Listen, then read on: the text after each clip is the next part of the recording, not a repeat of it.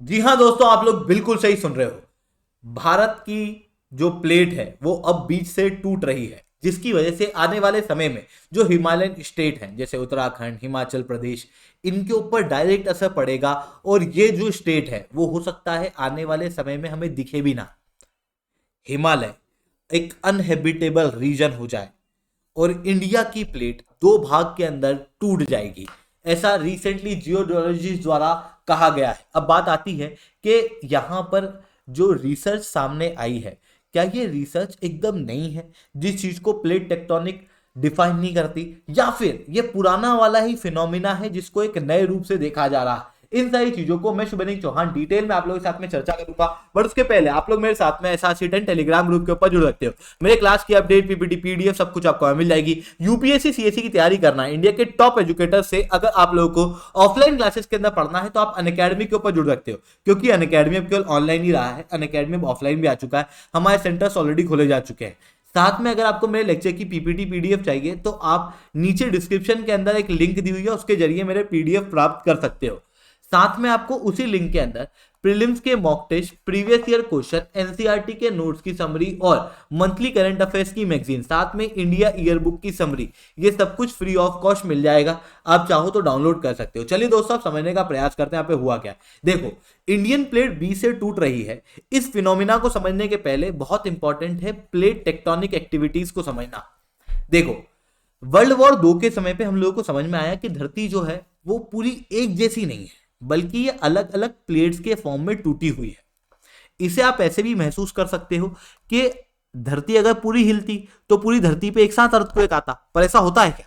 होता क्या है, जैसे अगर इंडिया के यहां पर अर्थक्वेक आया है तो फिर वो इसी रीजन को आसपास इफेक्ट करेगा, पूरी धरती एक साथ नहीं हिल रही। मतलब धरती के अलावा भी कोई सी चीज है जो हिल रहा है, जिसकी वजह से अर्थक्वेक आ रहा है। जो हिल रहा है वही तो प्लेट है, और वो प्लेट हर रीजन में अलग अलग है। तो उन्हीं प्लेट के आपस में इंटरेक्शन से जो एक्टिविटीज होती हैं उन्हें हम लोग कहते हैं प्लेट टेक्टोनिक। अब ये प्लेट होती क्या है एक्चुअल में? बेसिकली जो धरती के अर्थ का क्रस्ट है ना और अपर मेंटल है, उसको ही हम लोग प्लेट कहते हैं, यानी कि लिथोस्फेयर को हम लोग प्लेट कहते हैं। अब ये प्लेट अलग अलग हुई कैसे, वो समझना है तो उसे भी आप बहुत शॉर्ट में सिंपल भाषा में समझो। देखो, धरती के अंदर क्या होता है, जैसे जैसे आप धरती में जाओगे तापमान बढ़ेगा कि घटेगा? क्या लगता है आपको? एक बार इस चीज को महसूस करो कि ठंड के समय पे जानवर धरती के नीचे चल जाते हैं हाइबरनेशन में, ताकि उनको गर्मी मिले। मतलब धरती के अंदर तापमान क्या होता है? बढ़ता है।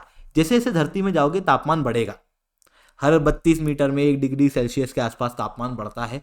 और कुछ समय बाद एक ऐसा लेयर आ जाती है जहां पर तापमान इतना बढ़ जाता है कि जो धरती के ऊपर का पत्थर है ना, ये भी पिघल जाए, और वो अंदर में ऐसे पिघले हुए फॉर्म में पत्थर देखने को मिलता है।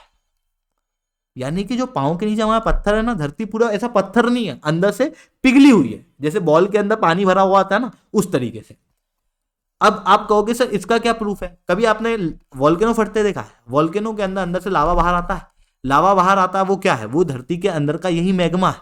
बस मैग्मा जो है वो अंदर सेमी सॉलिड स्टेट में है, और यहां पर जो लावा बाहर आता है ये लिक्विड स्टेट में है। अब आप कहोगे सर यहां पर सेमी सॉलिड स्टेट में क्यों है? देखो, धरती के अंदर यहां से तापमान तो बढ़ रहा है, पर उसके साथ में प्रेशर भी तो बढ़ रहा है। कैसे? जैसे आप अपने आप को धरती के नीचे ले जाते जाओ, धीरे धीरे करके धरती की एक एक लेयर बढ़ती जाएगी, बढ़ती जाएगी, बढ़ती जाएगी, तो सर पे प्रेशर बढ़ता जाएगा। सेम हो रहा है। तो प्रेशर के बढ़ने से सॉलिड स्टेट क्रिएट हो रही हो, तापमान के बढ़ने से लिक्विड स्टेट। इस कारण से धरती के अंदर सेमी सॉलिड स्टेट देखने को मिलती है। सेमी सॉलिड स्टेट का जो मैग्मा है एस्थेनोस्फेयर के अंदर, ऑब्वियसली क्योंकि ये लिक्विड है, सेमी सॉलिड है, इस कारण से इसकी एक सिंपल सी कैरेक्टरिस्टिक है कि बहेगा। और बहेगा क्यों? तापमान के डिफरेंस के कारण, क्योंकि तापमान तो अभी भी नीचे जाने से बढ़ रहा है ना। तो नीचे तापमान ज्यादा है, ऊपर तापमान कम है। ऐसी कंडीशन में ज्यादा तापमान वाला हल्का है, और गर्म तापमान वाला क्या है? कम तापमान वाला क्या है? भारी है। तो जो भारी मटेरियल है उसकी आदत होगी कि वो नीचे जाएगा, और नीचे से गर्म लावा जो है वो ऊपर आएगा। इस वजह से अंदर इस तरीके के कन्वेक्शनल करंट चलते हैं, और इन्हीं कन्वेक्शनल करंट के चलने की वजह से ऊपर जो लिथोस्फेयर है वो भी इन करंट के साथ चलती है। इसे ऐसे महसूस करो कि अगर मैंने पानी यहां पर डाल दिया और पानी अगर इधर बह रहा है तो उसके ऊपर जो नाव है वो भी इधर चलेगी ना, ठीक उसी तरीके से यहां पर क्या हो रहा है कि ये जो लावा है उसकी वजह से धरती के अंदर जो मैग्मा है उसकी वजह से ये प्लेट इधर की तरफ जा रही है। सिमिलरली इधर मैग्मा इधर जा रहा है, इसकी वजह से ये प्लेट इधर की तरफ जा रही है। थोड़े समय बाद क्या होगा कि यहां पर जो है वो स्ट्रेन पड़ेगा, और स्ट्रेन पड़ने के बाद में ये जो दो पत्थर हैं ये आपस में टूट जाएंगे, और ये टूटेंगे तो ये दो अलग प्लेट बना लेंगे। समझ गए? मतलब प्लेट आपस में यहां पर क्या होती हुई दिखाई दे रही है, आपको दूर जाती हुई दिखाई दे रही है। वहीं यहां देखना कि ये प्लेट है, ये प्लेट है, ये आपस में एक दूसरे के पास आ रही है। ऐसे में क्या होगा कि जो भारी प्लेट है वो नीचे चल जाएगी, और क्योंकि नीचे तापमान बहुत ज्यादा है, इतना है कि पत्थर पिघल सकता है, तो यहां पर ये जो लावा है वो क्या करेगा, यहां पर लिथोस्फीयर को पिघला देगा। इस तरीके से हम लोगों को चीजें देखने को मिलती हैं। अब ये जो प्लेट्स हैं, ये प्लेट की एक्टिविटी को और गहराई से समझना है तो ये समझो कि प्लेट दो अलग अलग प्रकार की है। एक है समुद्र वाली जो समुद्र के नीचे है, और एक है कॉन्टिनेंट वाली जो कॉन्टिनेंट के नीचे है। यहां पर एक चीज बहुत ध्यान देने लायक है कि कॉन्टिनेंट वाली प्लेट हल्की है और समुद्र वाली प्लेट भारी है। क्यों है वो ज्योग्राफी के अंदर मैं डिटेल में पढ़ाता हूं, अभी बताऊंगा तो आपको समझ नहीं आएगा, ठीक है। बस इतना समझ लो कि कॉन्टिनेंट की प्लेट हल्की होती है और समुद्र की प्लेट जो है वो भारी होती है। ऐसी कंडीशन में जब भी कॉन्टिनेंट और समुद्र वाली प्लेट का कन्वर्जेंस होता है तो समुद्र वाली प्लेट अंदर चल जाती है क्योंकि वो भारी है, और कॉन्टिनेंट वाली प्लेट ऊपर रहती है। और वहां पर फिर क्या होता है, जैसे ये सेडिमेंट्स हैं तो ये सेडिमेंट ऊपर आ जाएंगे तो वहां पर पर्वत श्रृंखलाएं बनने लगेंगी। फिर ये प्लेट अंदर जा रही है, अंदर जाके क्या होगी, पिघलेगी, तो यहां पर एक्स्ट्रा लावा बन गया ना जो धरती के अंदर एक्स्ट्रा, तो ये क्या करेगा, ऊपर की तरफ आएगा। ऊपर की तरफ आएगा तो यहां पर क्या बन जाएंगे, वोल्केनोज बन जाएंगे। तो जब भी कॉन्टिनेंट और ओशन की प्लेट टकराती है तो ज्योग्राफी के अंदर आपने ये बात पढ़ी होगी कि कॉन्टिनेंट ओशन की प्लेट जब कन्वर्ज करती है तो उसके अंदर फोल्ड माउंटेन बनते हैं, वोल्केनो बनते हैं, और समुद्र के अंदर ट्रेंच बनती है ना। जब ओशन प्लेट टकराती है तो वहां पर सेडिमेंट नहीं होते, इस कारण से फोल्ड माउंटेन नहीं बन पाते, पर वोल्केनो बन जाते हैं क्योंकि एक प्लेट अंदर जा रही है और एक प्लेट जो अंदर जा रही है वो ऊपर आएगी, वोल्केनो बनाएगी। समुद्र के अंदर तो ट्रेंच भी बन जाएगी। फिर कॉन्टिनेंट टकराते हैं तो वहां पर फोल्ड माउंटेन बनते हैं, वहां पे कोई वोल्केनो नहीं होता, ट्रेंच नहीं होता। यानी कि जहां पर कॉन्टिनेंट होगा वहां पर फोल्ड माउंटेन्स होंगे, जहां पर ओशन होगा वहां पर वोल्केनो और ट्रेंच होंगे। ये बहुत सिंपल टेक्निक है जिससे आप इस चीज को याद रख सकते हो। बट अब हमारा जो मेन कंसर्न है वो है कॉन्टिनेंट प्लेट का। देखो कॉन्टिनेंट प्लेट आपस में जब टकराती है तो इन दोनों के बीच में समुद्र है नहीं, मतलब कोई भी प्लेट भारी नहीं है, दोनों प्लेट ही हल्की है। और हल्की होने की वजह से जो दूसरी प्लेट है वो अंदर जाके पिघल नहीं पाती, वो ऊपर ऊपर ही रहती है। और क्योंकि वो ऊपर ऊपर रहती है इस वजह से सारी समस्याएं क्रिएट हो रही है इंडियन प्लेट के अंदर। देखो पूरे वर्ल्ड के अंदर एकमात्र ही ऐसी प्लेट है जहां पर कॉन्टिनेंट टकरा रहे हैं, वो है इंडियन प्लेट और यूरेशियन प्लेट। और यहां पर आपको बड़े फोल्ड माउंटेन दिखाई देंगे। क्यों? क्योंकि इन दोनों प्लेट के ऊपर सेडिमेंट्स बहुत सारे हैं ना, वो इकट्ठे होंगे और वो बड़े फोल्ड माउंटेन बना देंगे। वही आपको हिमालय देखने को मिलेंगे जो कि दुनिया के सबसे बड़े फोल्ड माउंटेन है।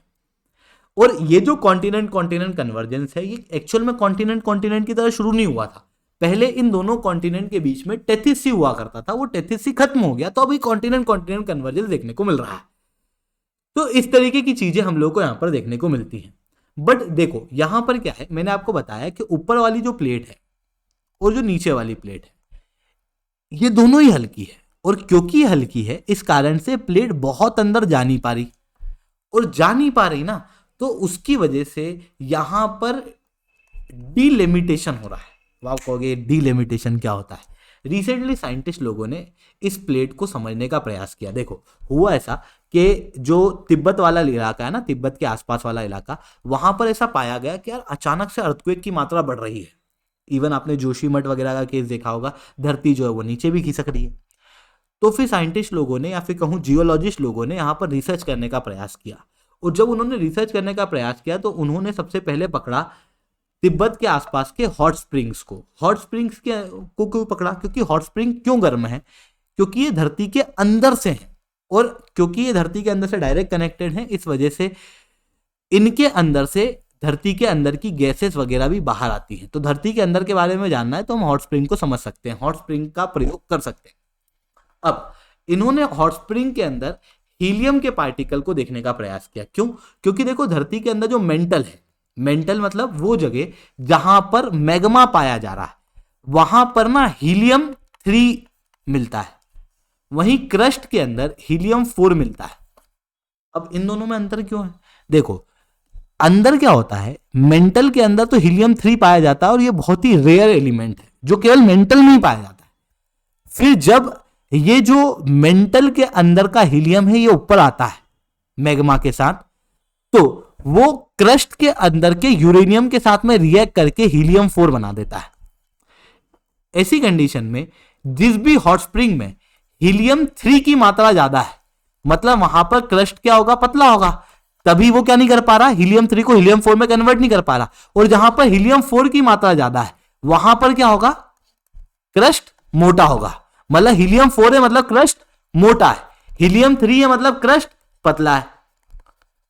ऐसा पाया गया इसी रिसर्च के आधार पे कि इंडियन प्लेट की मोटाई लगभग 100 किलोमीटर की है, बट यही इंडियन प्लेट जब तिब्बत के नीचे जाती है तो अचानक से 80 किलोमीटर की हो जाती है। ये 20 किलोमीटर का अंतर कैसे आ गया भाई साहब, अब ये समझ नहीं आ रहा था। तो फिर वही ट्रेडिशनल तरीका अपनाया गया। धरती के अंदर किसी भी चीज को जानना है तो अर्थक्वेक की वेव्स को समझ लो, तब समझ में आ जाएगा। क्योंकि अर्थक्वेक के अंदर 2 प्रकार की वेव्स क्रिएट होती है, एस वेव और पी वेव, जो कि धरती के अंदर चलती है। जैसे मान लो यहाँ पे अर्थक्वेक आया तो ये एस वेव और पी वेव चलेगी और फिर ये धरती के यहां पे आएगी और धरती को हिलाएगी, समझिए। क्योंकि धरती में यहां पर कुछ घर्षण हुआ तो वो एनर्जी वेव के फॉर्म में धरती के सरफेस तक आती है। किस फॉर्म में आती है, एस वेव और पी वेव के फॉर्म में। इन दोनों के बीच का डिफरेंस अभी समझने की जरूरत नहीं है, पर बेसिकली ये क्या है, वेव्स है। और बचपन में साइंस की किताब में आपने पढ़ा होगा कि जो सॉलिड होता है उसमें वेव की स्पीड ज्यादा होती है as compare to gas and liquid, है ना। सेमी सॉलिड में क्या होगा, सेमी सॉलिड के अंदर सॉलिड से कम वेव की स्पीड होगी बट लिक्विड से ज्यादा होगी। जितनी डेंसिटी ज्यादा उतनी साउंड की या फिर वेव की स्पीड ज्यादा किसी मटेरियल में।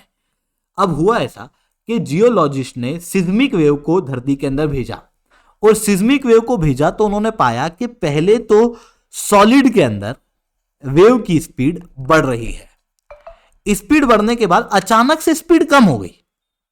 जियोलॉजिस्ट को लगा कि यार मेंटल आ गया लगता है, फिर वापस स्पीड बढ़ गई। तो यार मेंटल के बाद वापस क्रस्ट, इंडियन प्लेट में तो एक अलग ही चीज दिख रही है कि पहले प्लेट ऊपर है फिर वापस से प्लेट नीचे, उन दोनों के बीच में मेंटल है। फिर इससे उन्होंने अंदाजा लगाया कि हो ना हो ऐसा हो रहा है कि ये प्लेट जो है वो बीच से तड़क रही है, जैसे जैसे अंदर जा रही है ये अंदर जाने के साथ बीच से तड़क रही है। और क्योंकि ये बीच से तड़क रही है तो इसी को डीलेमिनेशन कहा जाता है। डीलेमिनेशन कैसे, कभी आपने अपना आधार कार्ड देखा होगा, आधार कार्ड पे लेमिनेशन होगा तो जो लेमिनेशन उखड़ता है तो देखना वो इसी तरीके का हो जाता है। ठीक उसी तरीके से धरती के अंदर जो इंडियन प्लेट है वो भी इस तरीके की हो रही है और इस तरीके की होने के कारण ऊपर जो हिमालय है उसको और पुश मिलेगा और हिमालय को और पुश मिलने के कारण स्लोप इतने स्टीप हो जाएंगे आने वाले वर्षों में कि इन स्लोप को हिमालय को झेल पाना मुश्किल हो जाएगा। फिर लैंडस्लाइड बहुत कॉमन हो जाएगी, हिमालयन स्टेट जो है वो अनहेबिटेबल हो जाएंगे। इतना ही नहीं, यहां पर जियोलॉजिस्ट का मानना है कि इस जगह पे प्रेशर बहुत बढ़ेगा और इस प्रेशर के कारण इंडियन प्लेट ऊपर तिब्बतन प्लेट के ऊपर प्रेशर डालेगी और जब तिब्बतन प्लेट के ऊपर प्रेशर पड़ेगा मतलब यूरेशियन प्लेट के ऊपर पूरा प्रेशर पड़ेगा तो ये उधर पैसिफिक प्लेट की तरफ प्रेशर डालेगी। ऐसे इंडियन प्लेट ने यहां पर प्रेशर दिया तो इसकी वजह से ये जो यूरेशियन प्लेट है वो इधर की तरफ प्रेशर डालेगी और उसकी वजह से पूरे वर्ल्ड की प्लेट टेक्टोनिक के ऊपर असर पड़ेगा और इसी की वजह से इंडियन प्लेट जो है वो बहुत ज्यादा प्रेशर में आएगी और यहां से ये टूट भी सकती है। ऐसा रिसेंटली जियोलॉजी द्वारा उनके रिसर्च पेपर के अंदर बताया गया। आई होप ये सारी बातें आपको समझ में आई होंगी। लेक्चर अच्छा लगा तो लाइक करना, लेक्चर बहुत अच्छा लगा हो नीचे ऐसा 10 कमेंट करना। यूपीएससी सीएससी की तैयारी करना, इंडिया के टॉप एजुकेटर से ऑफलाइन क्लास के अंदर पढ़ना है, आप लोगों के पास में अच्छा मौका है। अनअकैडमी में केवल ऑनलाइन ही रहा, अनअकैडमी में ऑफलाइन भी आ चुका है, हमारे सेंटर्स ऑलरेडी खोले जा चुके हैं। अगर आप चाहते हो तो हमारे सेंटर्स पे बिल्कुल से विजिट कर सकते हो। और इसके अलावा अगर आपको फ्री पीडीएफ चाहिए मेरे इस वीडियो की तो आप नीचे डिस्क्रिप्शन के अंदर दी हुई लिंक के जरिए प्राप्त कर सकते हो। वहीं पे आपको प्रीवियस ईयर के क्वेश्चन, प्रीलिम्स के मॉक टेस्ट, करंट अफेयर्स की मैगजीन और एनसीईआरटी के नोट्स फ्री ऑफ कॉस्ट मिल जाएंगे। आप बिल्कुल से उनको डाउनलोड कर सकते हो। ठीक है दोस्तों, आज के लिए that's all from my side. जय भारत।